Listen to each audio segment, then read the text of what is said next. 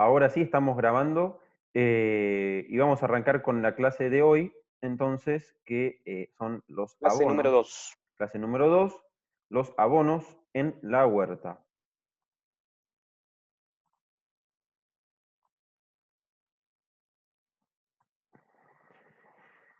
Bueno, vamos directamente al grano.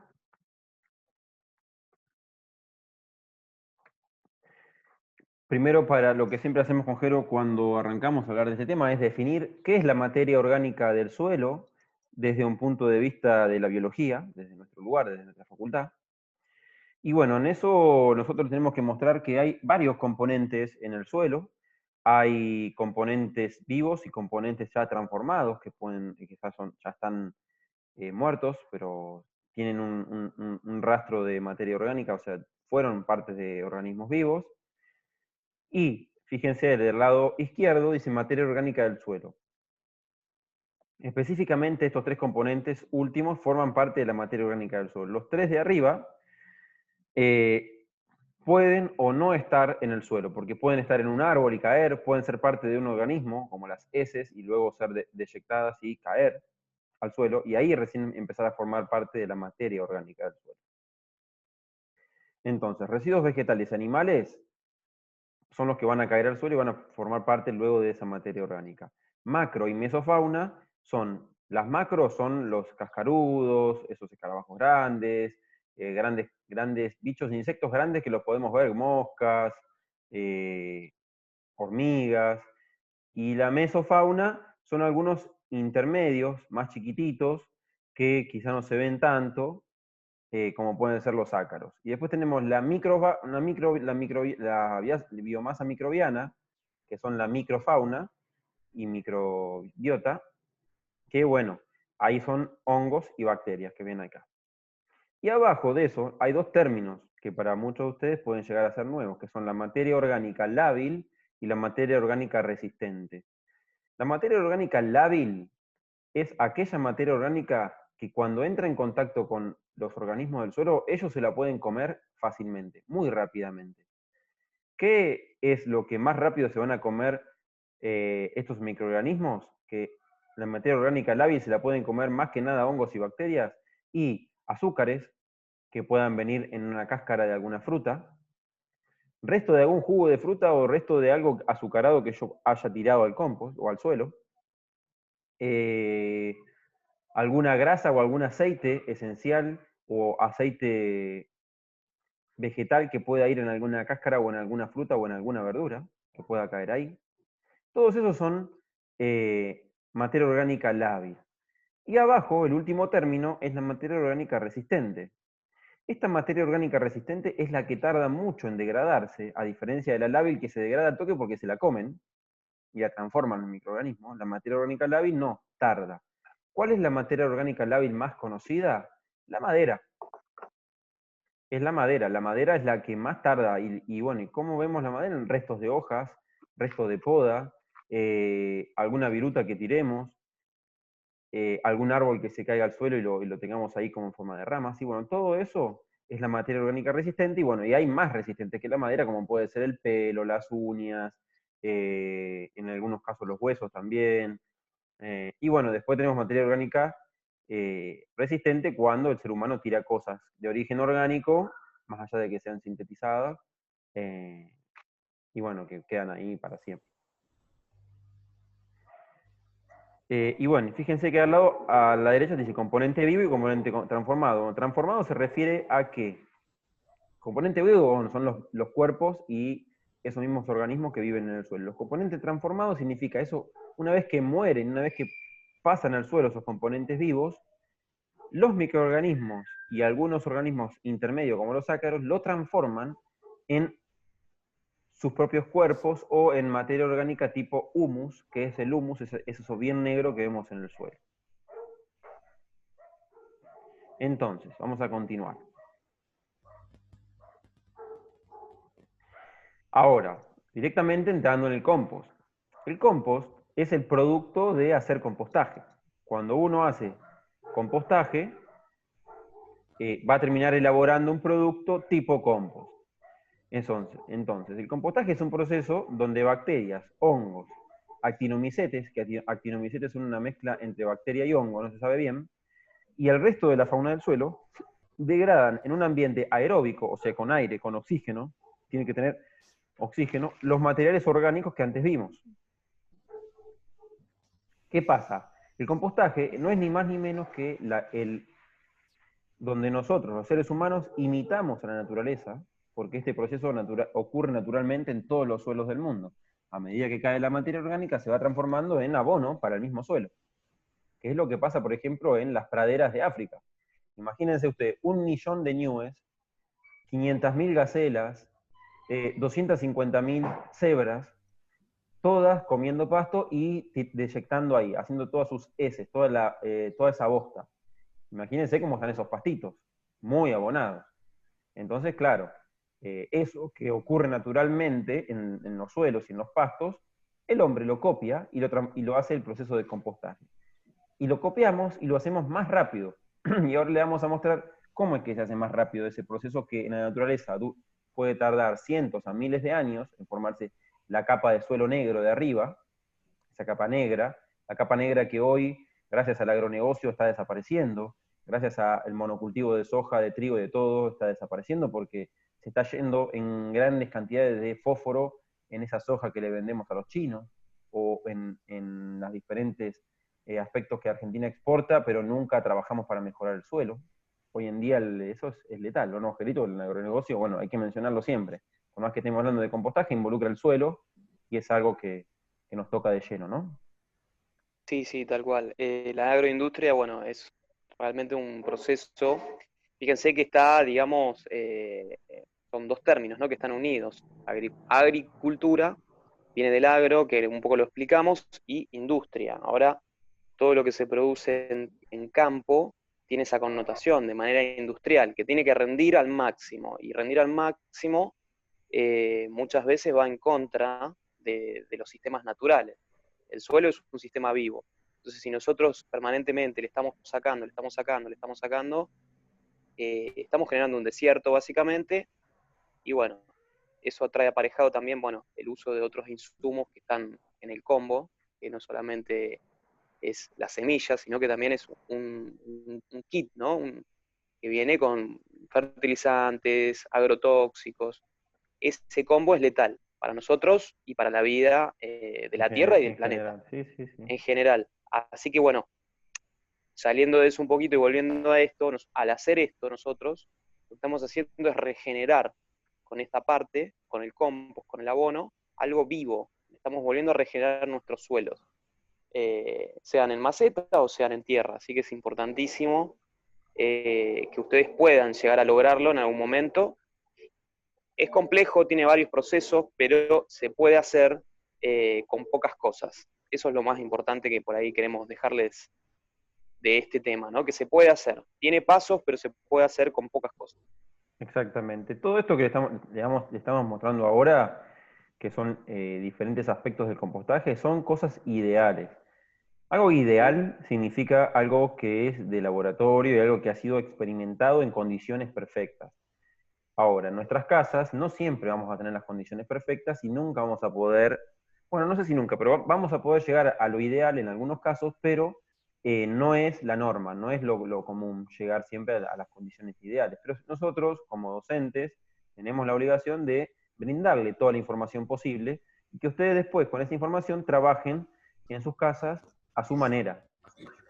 Entonces, fíjense, el compostaje involucra distintas etapas relacionadas con cambios de la temperatura.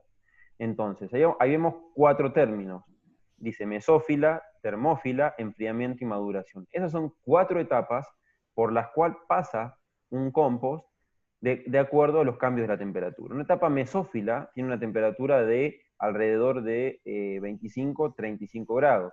Una etapa termófila entre 45 y 70 grados. Una etapa de enfriamiento, que puede ser una segunda mesófila entre 25 y 35. Y por último, una etapa de maduración, donde el compost madura y se transforma en un material tipo humus, parece el humus negro ese de los suelos.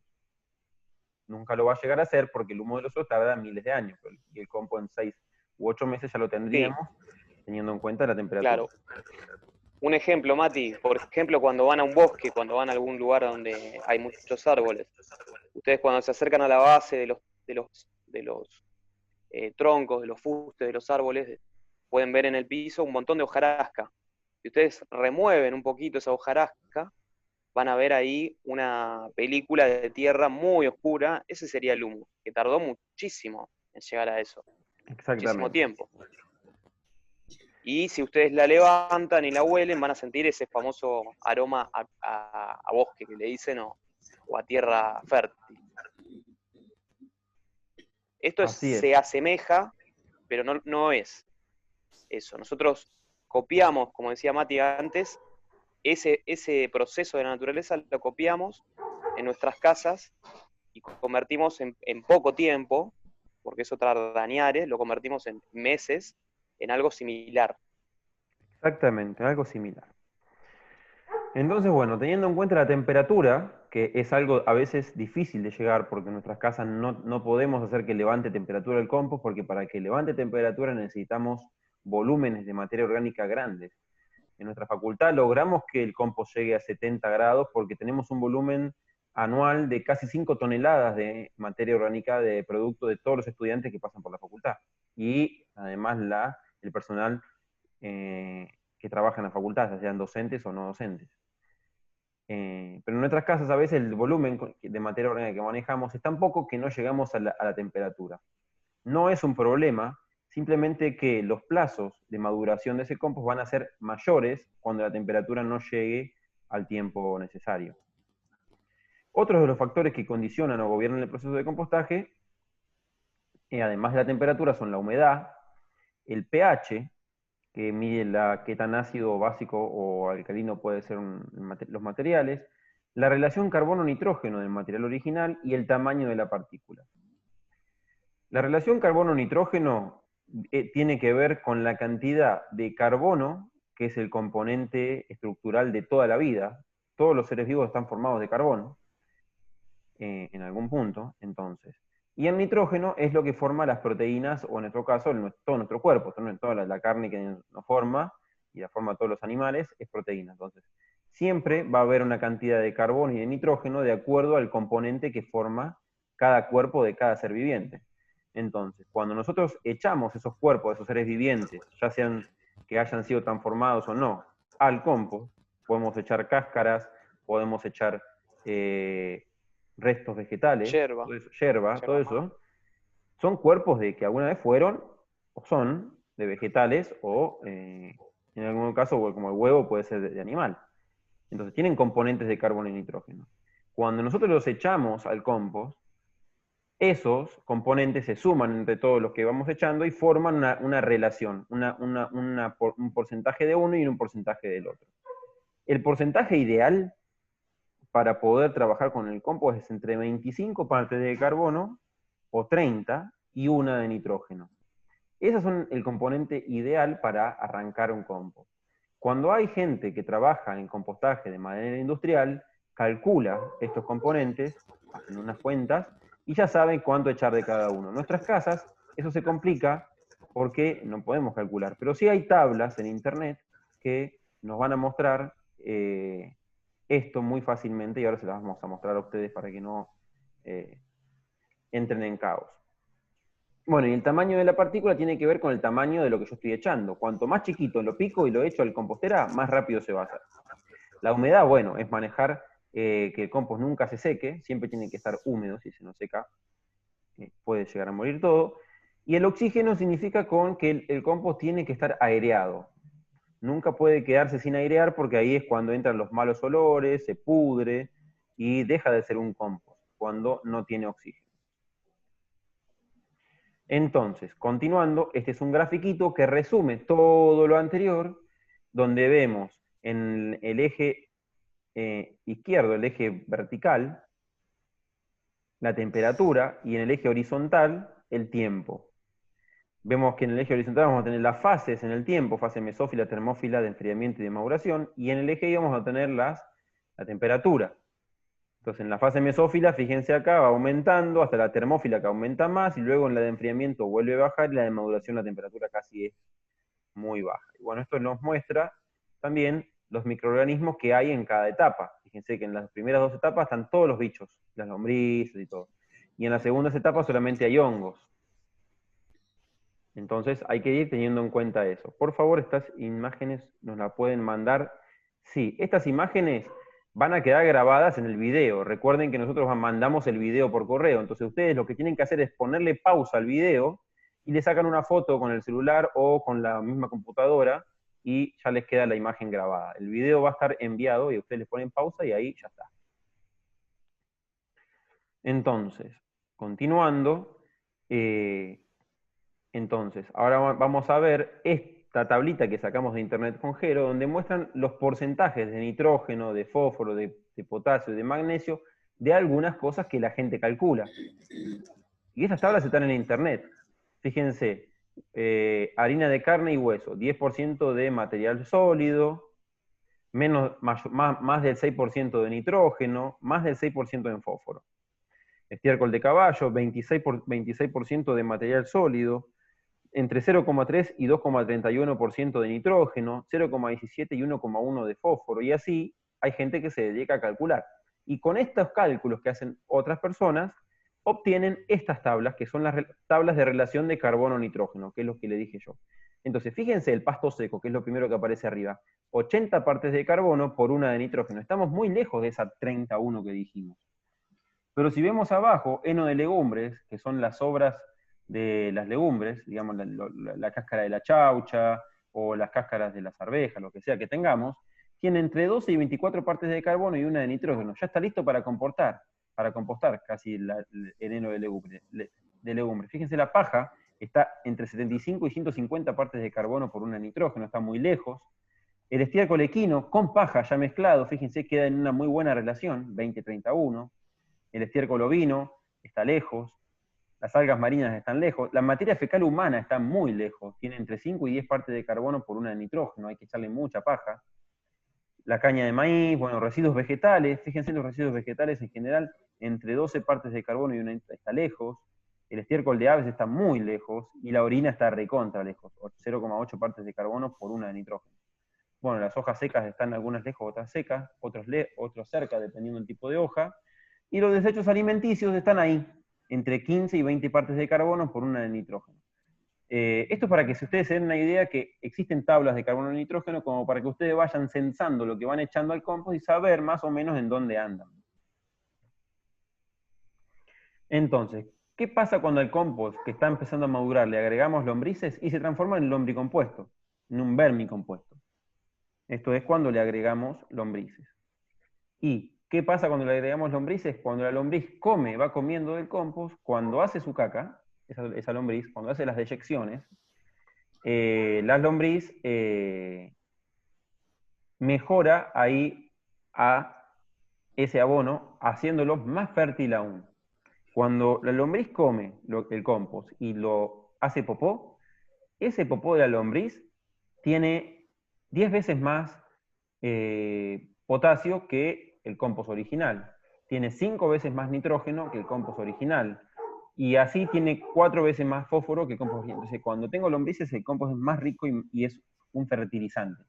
Además de ser un abono, es un fertilizante natural. Entonces, ahora, siguiendo, tenemos el compost líquido, que lo vamos a presentar por si a alguno le interesa saber. Se llama biol, es un abono líquido producto de la fermentación anaeróbica. Acá tenemos que tener un tacho, encerramos en un tacho agua con algunos nutrientes extra, lo dejamos fermentar durante un tiempo y eso es un biol, porque es fermentado, significa sin aire, sin oxígeno. Después tenemos el bokashi, como un compost muy grande y que se hace muy rápido, y les vamos a proponer una cosa con Jero. Vamos a dejar la clase acá.